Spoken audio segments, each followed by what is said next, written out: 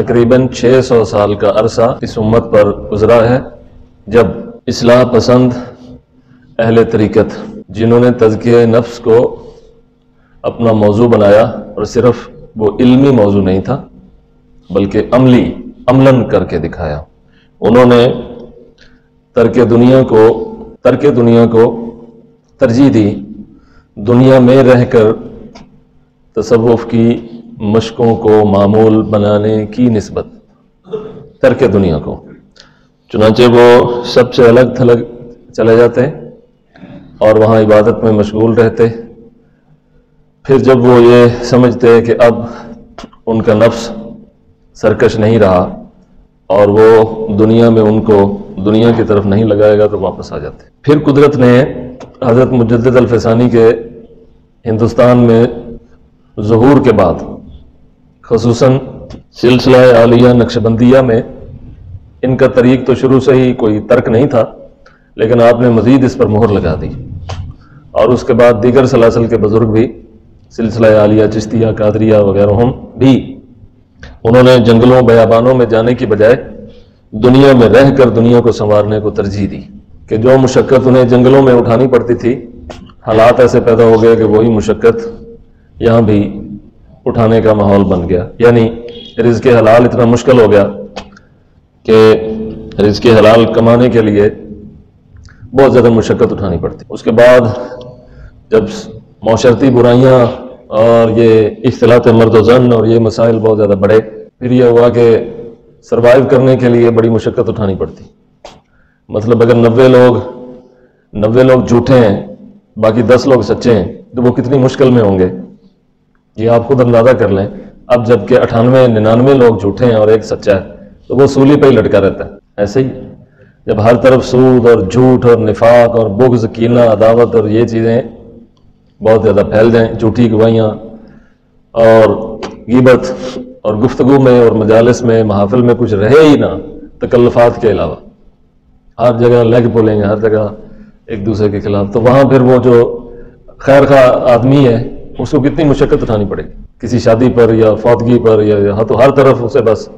خالی لوگ ہی ملتے ہیں ایک دوسرے کے خلاف لگے ہوں، تو وہ اگر وہ کام نہیں کرنا چاہتا تو وہ کتنی مشکل میں ہوگا۔ لہذا گھاس کھانے اور پتھر کھانے کی بجائے وہ مشقت اب شہروں میں دستیاب ہے، پیٹرن بدل گیا، طریقہ کار بدل گیا۔ اب اگر کسی کا تزکیہ نفس ہوتا ہے تو وہ شہروں میں بھی ہو جائے گا، مطلب وہ سچ بولنا شروع کر دے تو سارے دوست دشمن ہو جائیں گے، وہ غیبت نہ کرے تو پھر نہ غیبت سنے تو پھر نشستیں، مجلسیں، محفلیں ساری ختم ہو جائیں گی، وہ تکلفات چھوڑ دے تو یہ سارے جو مذہبی پروگرام ہیں یہ بھی ترک ہو جائیں گے، ان کے اندر بھی بڑی تکلفات۔ بلکہ بعض مولوی تو اتنا زیادہ، پہلے بھی بات ہو رہی تھی، زور لگاتے ہیں تکلفات میں کہ قریب ہے کہ پھٹ جائیں گے، لیکن پھٹتے نہیں، لیکن جو سامعین ہیں ان کے کان ضرور پھٹنے کے قریب ہو جاتے، تو یہ تکلفات ہیں۔ اسی طرح اذانیں جب مساجد کے اندر زور لگاتے ہیں، یہ ساؤنڈ سسٹم اس لیے تھا یا یہ سسٹم اس لیے ہے کہ آپ کی آواز دور تک پہنچ جائے، اس پر بھی زور لگاتے ہیں کہ جیسے اور زیادہ دور تک پھینکے گا، تو شور ہی شور، جدھر جاؤ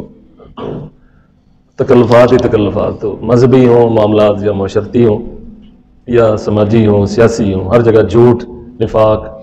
اور اس جھوٹ کے اوپر جھوٹ، یعنی ایک جھوٹ اس کے اوپر 10 مزید جھوٹ، اس ایک جھوٹ کو سیو کرنے کے لیے 10 مزید جھوٹ، پھر ان 10 مزید جھوٹوں کو محفوظ کرنے کے لیے کو 10-15 مزید جھوٹ، پورا نظام ہی جھوٹ، ہوتا کچھ ہے دکھایا کچھ جاتا ہے۔ میڈیا کا دور آنے لگا، صحافت کا دور آ گیا، اس میں کیا ہے، انفلوئنس جنریٹ کرنا ہے، پروپیگیشن کرنی، یہ چیزیں لوگوں کا کام ہی ہے۔ تو اس طرح کے فسادات کے اندر اب جو صوفی بننا ہے وہ جنگلوں میں جانے کی ضرورت نہیں، آپ اپنے گھر کے اندر سچ بولنا شروع کر دیں بس،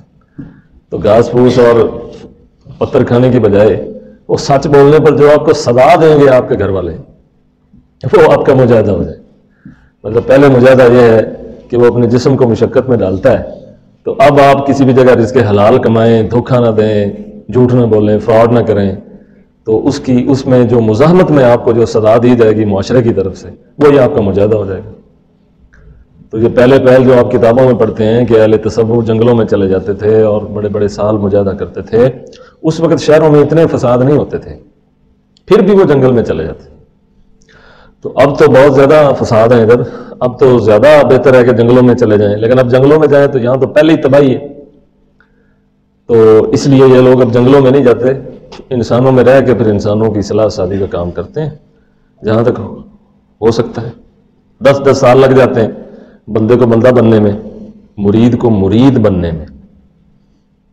10 سال لگ جاتے ہیں۔